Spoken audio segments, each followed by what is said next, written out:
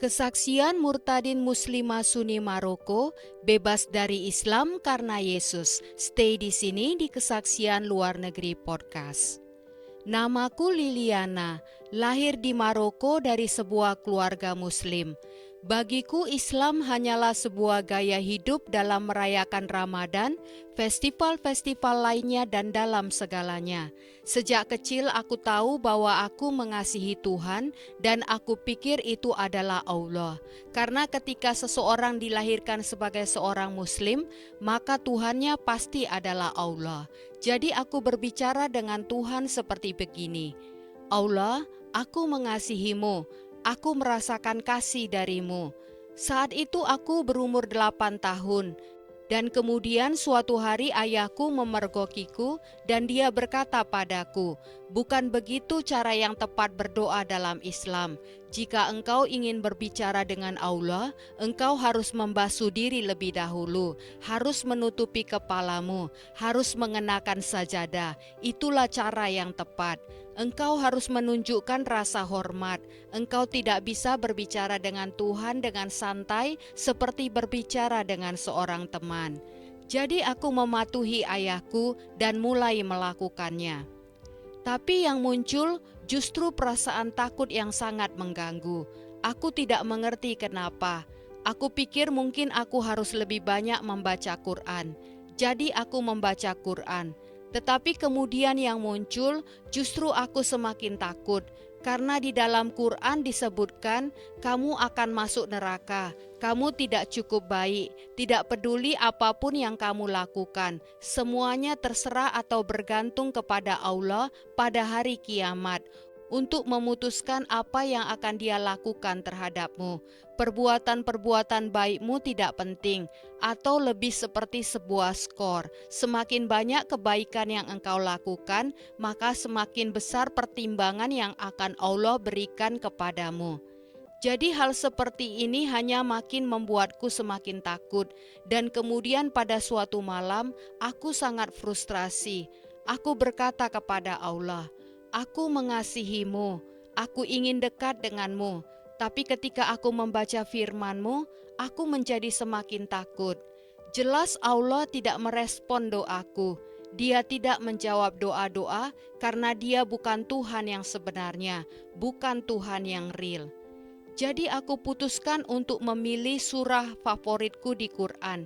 Dan surah favoritku itu adalah surah Maryam, yang berbicara tentang Yesus, yang berbicara tentang kelahirannya. Aku sangat suka membaca surah Maryam itu. Pikiranku yang berusia 8 tahun waktu itu bahkan berpikir kalau aku sudah besar dan menikah dan memiliki anak laki-laki, aku akan menamai anakku itu Zakaria. Karena surah itu menunjukkan belas kasihan Tuhan dan janjinya kepada Zakaria. Suatu waktu ketika aku berada di Maroko, aku bermimpi. Dan dari mulai situlah aku mulai skeptis terhadap Islam. Ini terjadi pada tahun 2005. Waktu itu aku tidak mengenal yang namanya orang Kristen, tidak tahu yang namanya Alkitab. Karena seperti diketahui, sebagian besar negara-negara Islam melarang Alkitab beredar, tentunya karena suatu alasan. Karena musuh tahu Alkitab itu adalah kebenaran. Alkitab akan menuntun orang-orang kepada Tuhan yang sebenarnya, Tuhan yang real. Dan musuh, si iblis, tidak menginginkan itu terjadi. Jadi aku bermimpi, dan di dalam mimpiku itu aku sedang berada di Mekah. Dan Mekah kosong. Bisa dibayangkan seperti ketika terjadi pembatasan akibat COVID, semua sepi. Jadi tidak ada seorang pun di Mekah itu. Hanya ada lantai marmer dan kotak hitam di tengah-tengahnya. Dan aku sedang berlari karena aku sedang dikejar-kejar oleh bayangan yang besar. Dan aku tahu bahwa itu adalah setan. Aku tidak dapat melihatnya, tapi aku merasakannya. Jadi aku berlari dan berlari. Dan aku mulai membaca ayat-ayat Quran. Dan semakin banyak Quran yang aku baca, semakin cepat dan semakin dekat setan itu denganku. Dan sampai kemudian pamanku yang ternyata adalah seorang Kristen dan dia tidak memberitahu siapapun tentang hal itu. Hingga kemudian hari dia menceritakannya. Nah, di dalam mimpiku itu, pamanku menangkap tanganku. Ketika pamanku menangkap tanganku itu, aku terbangun, tapi aku masih ada dalam mimpi itu. Kemudian aku membuka mataku lagi, dan aku berada di Masjid Aqsa di Yerusalem. Di situ aku mengenakan pakaian Muslim dengan burka, jilbab, nigab, cadar yang semuanya berwarna hitam. Dan aku ada bersama 5 orang perempuan lain di dalam masjid itu, dan kami terkunci di dalam. Dan kemudian seseorang menjatuhkan seperti korek api, dan kemudian api ada di mana-mana. Jadi aku terbakar hidup-hidup di dalam mimpi itu, dan kemudian aku terbangun lagi di dalam mimpi itu. Dan kemudian aku mencium seperti bau tanah basah. Baunya seperti tanah yang sangat kering, kemudian tiba-tiba hujan turun, nah baunya seperti itu. Aku berpikir, mengapa aku mencium bau tanah? Dan kemudian aku membuka mataku, dan aku melihat aku dikubur hidup-hidup di sebuah kuburan. Dan aku mencoba untuk mendorong, mencoba untuk keluar. Aku berpikir, aku harus keluar dari sini. Aku masih hidup, mengapa aku berada di dalam kuburan? Dan saat mencoba mendorong itu terasa sangat berat karena gravitasi tentu saja. Jadi seperti tidak ada yang bisa kulakukan. Dan ketika aku merasa putus asa dan menerima keadaanku bahwa aku dikubur hidup-hidup, merasa makin lemah, seseorang mengulurkan tangannya dan menarikku keluar. Dan orang itu adalah Yesus dengan pakaian gembala dan dengan cambuknya. Dan dia memelukku. Yesus memiliki senyum yang paling indah, gigi yang paling indah yang pernah kulihat sepanjang hidupku. Rambutnya sebahu, dan kemudian aku tidak tahu. Aku hanya tahu bahwa dia itu Yesus. Aku berkata kepadanya, Isa, yang berarti Yesus dalam bahasa Arab, karena hanya itu yang aku tahu. Aku tidak tahu bahwa namanya adalah Yesus Yesua. Aku hanya mengatakan Isa, sebagaimana disebutkan di dalam Quran. Dan aku bertanya kepadanya, di mana Muhammad? Karena aku seorang Muslim. Dan kemudian dia mulai tertawa. Dia kembali tertawa. Wajahnya sangat indah. Dia sangat tampan. Dan senyumnya sangat indah. Dan dia memelukku. Itulah mimpiku. Setelah mimpi itu, aku berpikir, mimpi yang aneh. Mungkin aku makan terlalu banyak sebelum tidur atau semacam itu. Jadi aku hanya mengabaikannya. Kemudian aku benar-benar ingin mendalami tentang Islam dan memahaminya. Dan aku melakukannya. Ketika aku mendalami tentang Islam dan mengerti tentang itu, aku menemukan bahwa Islam yang sebenarnya tidak seperti yang aku pikirkan selama ini. Aku dibesarkan dengan pemikiran bahwa cahaya Islam itu seperti cahaya Coca-Cola yang berkata Islam itu agama yang penuh damai. Tetapi Islam yang sesungguhnya adalah apa yang ISIS sedang lakukan, membunuh, membenci, menerapkan hukum syariah. Semua orang harus ada di bawahnya, semua orang lebih rendah darinya. Itulah yang dikatakan oleh Islam yang sesungguhnya. Itulah yang dikatakan oleh Quran yang sesungguhnya. Itulah yang dilakukan oleh Nabi Muhammad. Dan orang-orang Muslim bertindak seperti pemimpin agama mereka. Kita memiliki Tuhan Yesus Kristus. Kita mencoba untuk bertindak seperti Dia, memaafkan, mengasihi musuh-musuh kita. Sementara orang-orang Muslim, mereka hanya memiliki teladan dari pemimpin agama mereka. Kemudian aku pindah ke Amerika. Aku mendapat beasiswa untuk melanjutkan studiku dan masuk ke Universitas Kristen. Dan kemudian kuliah pertama adalah tentang pandangan hidup Kristen, dan kami ditanya tentang Injil Matius. Waktu itu aku seperti tidak terlalu peduli. Aku agnostik.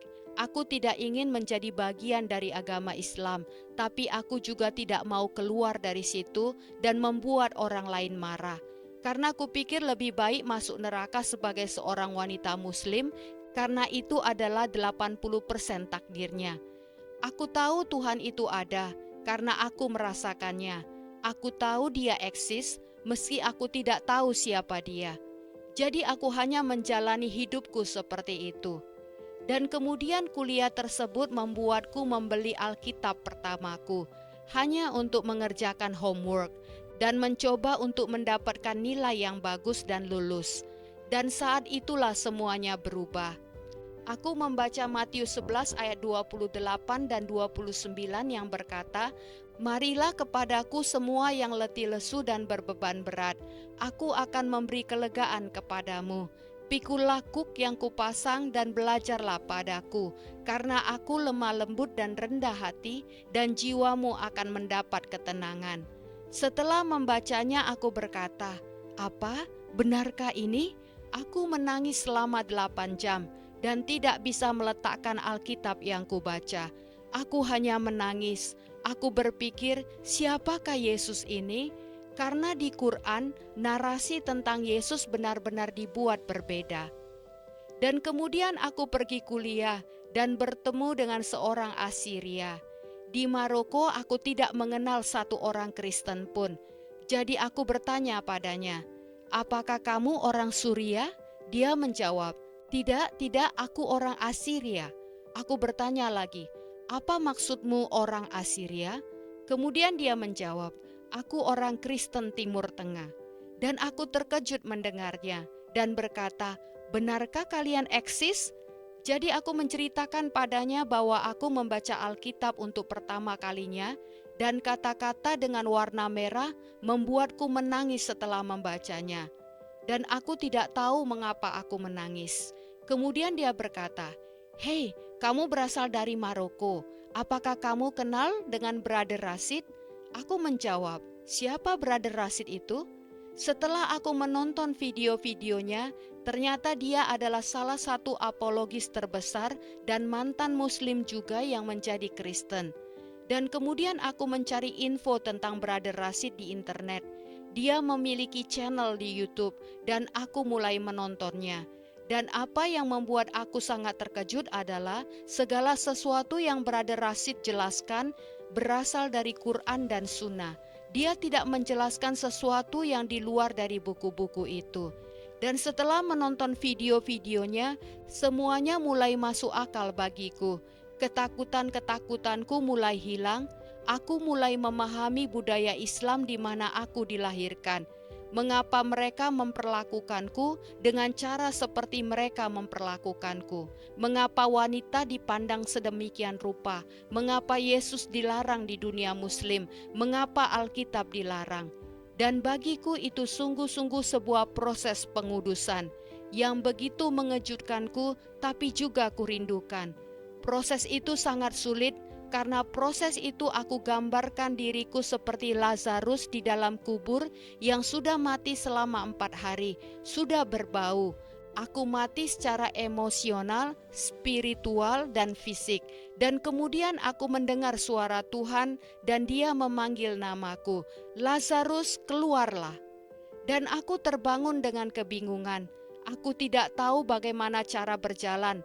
Aku berbau. Dan aku ingin memeluk Yesus, tetapi khawatir akan mengotori Yesus. Dan itu sungguh-sungguh sebuah proses. Kita memiliki Tuhan yang luar biasa. Yesus adalah roti yang sesungguhnya. Karena aku tidak bisa meletakkan kembali Alkitab ketika membacanya. Aku tidak bisa, dan aku hanya menangis. Aku berpikir, mengapa aku menangis? Aku orang yang suka membaca buku, seorang kutu buku. Dan ada sesuatu tentang Alkitab yang membuat aku tidak bisa meletakkannya kembali ketika membacanya. Dan ketika aku sampai pada bagian yang diketik warna merah, itu mengingatkanku pada kenangan lama tentang Islam. Aku dapat membandingkan dan membedakan. Semuanya terjadi pada saat yang bersamaan. Dan kemudian setiap kali aku membaca Alkitab, aku akan tidur seperti bayi, karena memiliki kedamaian setelah membacanya. Jadi waktu itu aku masih terus teringat akan ajaran Islam. Ternyata proses penyucian bagiku waktu itu selangkah demi selangkah. Dan suatu hari karena aku seorang yang bangun pagi, aku bangun sekitar jam 5 pagi. Aku suka melihat matahari terbit, aku suka melihat alam. Karena aku tahu ada Tuhan pencipta di balik keindahan alam itu. bahkan sebelum aku mengenal Tuhan Yesus Kristus. Jadi pagi itu aku berkeliling dan pergi ke toko donat, dan kemudian aku melihat matahari terbit yang indah dengan awan-awannya, warnanya keperakan, warnanya oranye, dan aku berkata, Tuhan, Engkau adalah pencipta yang luar biasa. Engkau adalah seniman yang hebat. Hanya Engkau yang mampu mencampur warna-warna ini. Dan tiba-tiba aku berkata, Yesus, Engkau adalah Tuhan. Dan aku merasakan angin sepoi-sepoi. Aku merasakan kedamaian. Dan kemudian aku pulang ke rumah dan aku berkata, Yesus, Engkau adalah Tuhanku dan Juru Selamatku. Tolong jangan tinggalkan aku. Tolong tinggallah bersamaku. Kemudian tiba-tiba ada dorongan di hatiku untuk dibaptis. Ada dorongan untuk dibaptis sekarang juga. Jadi aku membuka Facebook dan mengetik gereja di sekitarku. Dan kemudian muncul gereja ortodoks di situ. Dan kemudian aku berkata pada diriku, oke, aku akan pergi ke gereja ortodoks karena ortodoks berarti cara yang benar. Aku berpikir ortodoks bagus untukku. Aku akan pergi ke akarnya. Karena legalisme yang ada di Islam mengajar orang-orang harus melakukan segala sesuatu sesuai dengan Quran. Dan jika tidak, orang tersebut akan dihukum. Kemudian aku mengirim pesan ke gereja itu lewat Facebook mereka. Aku mengetik dengan berkata, aku seorang mantan muslim, aku membaca Alkitab, aku sudah menerima Tuhan Yesus Kristus, dan sekarang aku ingin dibaptis. Abuna, pendeta gereja ortodoks itu, kemudian langsung meneleponku. Aku merasa sangat aneh, karena hanya dengan mengetik seperti itu, pendeta langsung menelepon dan berkata, ayo datang saja. Dan kemudian aku pergi ke gereja itu dan menceritakan kisahku ke pendeta. Kemudian dia berkata, oke, aku akan membaptismu. Jadi aku dibaptis di gereja ortodoks Koptik, keputusan terbaik di dalam hidupku. Dan kemudian peperangan rohani mulai terjadi. Karena di saat seseorang meninggalkan kegelapan Islam, peperangan rohani dimulai. Aku diserang dan terasa sulit. Depresi mulai menghantamku dengan keras, karena tiba-tiba aku memiliki pikiran untuk bunuh diri tanpa alasan. Aku tidak pernah bergumul dengan hal itu sebelumnya. Dan meski saat itu aku sudah memiliki anak, tapi aku tidak pernah mengalami depresi pasca melahirkan. Kemudian pernikahanku berantakan. Aku berhenti dari pekerjaanku. Aku berpikir, apa yang salah denganku? Apa yang sedang terjadi? Aku membaca Alkitab dan berkata, Tuhan, apa yang sedang terjadi? Pada suatu malam, saat aku sedang membaca sambil melihat-lihat TV, aku melihat ada sebuah dokumenter dengan seorang pendeta yang menyampaikan tentang pelayanan pelepasan dengan menggunakan otoritas di dalam nama Yesus. Jadi aku menonton dokumenter itu dan untuk pertama kalinya aku mengetahui tentang pelepasan. Aku berpikir, apa itu pelayanan pelepasan? Aku belum pernah mendengarnya. Gereja tidak pernah memberitahuku tentang hal itu. Jadi di akhir dokumenter itu mereka berkata, pelayanan pelepasan eksis. Jika Anda ingin tahu tentang pelayanan pelepasan, kontak kami. Jadi aku mencari di Google dan mengecek pelayanan pelepasan di daerah tempatku. Kemudian aku pergi ke sana karena rasa ingin tahu. Aku juga orang yang berpikiran terbuka. Di sana aku melihat orang-orang dilepaskan dan aku berpikir, ini hanya akting, aku rasa ini tidak real. Bebas dari setan? Tidak, aku tidak percaya. Saat aku hendak pergi, seorang wanita mendekatiku dan berkata, kenapa kamu datang ke sini? Aku berkata, aku ingin tahu tentang pelepasan. Aku mengalami masalah dan ini yang sedang terjadi dalam hidupku. Dan saat dia berbicara, aku tersenyum, dan kemudian dia mulai memerintahkan, roh yang mengejek dalam nama Yesus keluar. Dan dia mulai melakukan pelepasan padaku, dan aku tidak dapat mengendalikan tubuhku lagi. Aku berkata, tidak, aku tidak akan keluar bla bla bla. Dan kemudian dia bertanya, bagaimana kamu bisa masuk?" Dan kemudian dia melanjutkan, "Ilmu sihir ada dalam keluarganya." Aku berpikir, ilmu sihir, aku tidak pernah melakukan hal seperti itu. Jadi aku pulang ke rumah dengan hati terguncang. Aku menelepon ibuku. Aku bertanya kepada ibuku, "Ibu, apakah ada ilmu sihir di keluarga kita?" Dan ibu sangat terkejut mendengarnya. Dia bertanya, "Bagaimana kamu bisa tahu?" Aku berkata, "Aku butuh jawaban, Bu. Apa ada ilmu sihir dalam garis keturunan kita?" Dia berkata, "Ya, nenekku melakukannya, ibuku melakukannya, dan keluarga pihak ayahmu juga melakukannya." Ilmu sihir itulah pintu untuk iblis yang terbuka. Balik ke rumah, aku berdoa dan berkata sama Tuhan, "Tuhan, aku tidak tahu." Kemudian aku mendapat penglihatan. Itu bukan mimpi, karena aku hampir tertidur tetapi masih terjaga.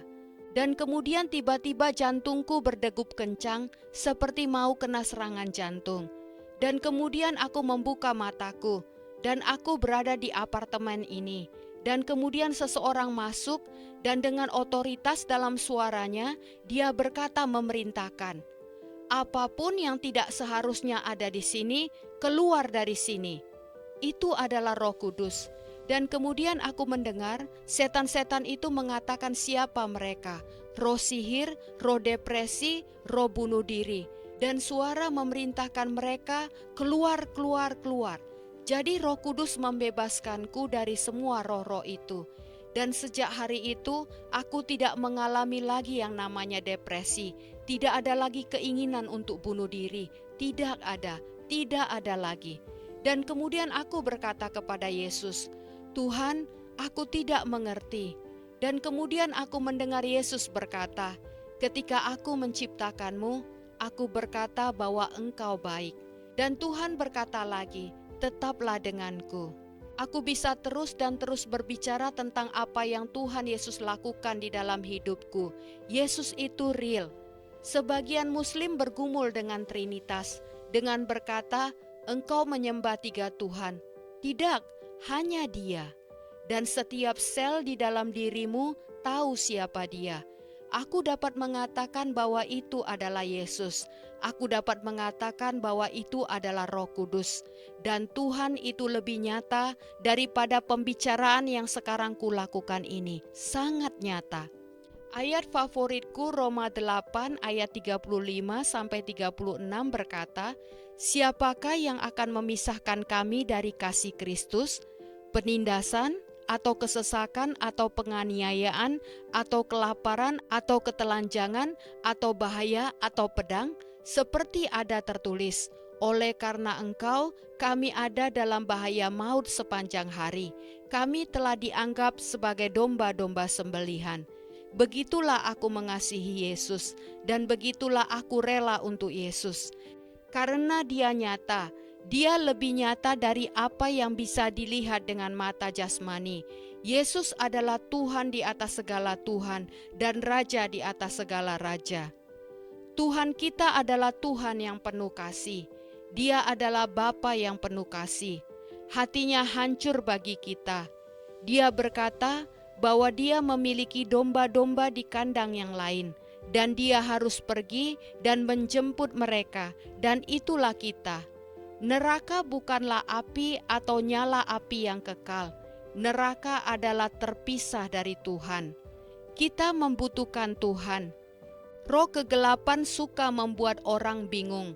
Setan dia bukan pencipta, dia adalah ciptaan, dan dia adalah peniru yang gagal total. Jadi semua Tuhan-Tuhan lain seperti praktek-praktek yoga dan semua pintu lain yang terbuka hanya mencoba untuk membingungkan anak-anak yang merindukan ayahnya. Dan percayalah, begitu engkau bertemu Yesus, tubuhmu akan mengetahuinya, otakmu akan mengetahuinya, hatimu akan mengetahuinya, dan semuanya berubah. Tuhan adalah pribadi yang gentleman. Dia memberi kita kehendak bebas. Kehendak bebas itu berbahaya ketika seseorang benar-benar bukan manusia. Kita terjerumus ke dalamnya. Kita ditendang keluar dari surga. Tetapi Tuhan adalah pribadi yang gentleman. Beri Tuhan kesempatan, Dia mengetuk pintu hatimu. Hari-hari terakhir ini sangat menakutkan jika engkau tidak memiliki Yesus. Seperti yang kita lihat dan dengar setiap hari. Roh kegelapan tahu bahwa Yesus akan segera datang kembali dan menjemput gerejanya. Jadi masuklah ke dalam bahtera Nuh. Alkitab memberitahukan kita dari awal hingga akhir. Tuhan suka memberitahukan sejak awal kepada anak-anaknya, agar anak-anaknya tetap ada dalam terang. Tuhan kita adalah Tuhan yang penuh dengan kejelasan. Dia bukan Tuhan yang membuat bingung. Berikan Tuhan kesempatan. Katakan saja kepadanya, Yesus, datanglah kepadaku. Lakukanlah apa yang Tuhan mau lakukan. Dari mulai sini, Tuhan akan bekerja. Jangan khawatir tentang dosa-dosamu. Jangan khawatir tentang membersihkan dirimu terlebih dahulu. Sama seperti seorang ayah yang baik. Bayangkan ketika kamu mengendarai sepeda dan kemudian jatuh ke dalam lumpur. Kamu tidak akan berkata, "Oh ayah, jangan datang menjemputku sampai aku mandi terlebih dahulu."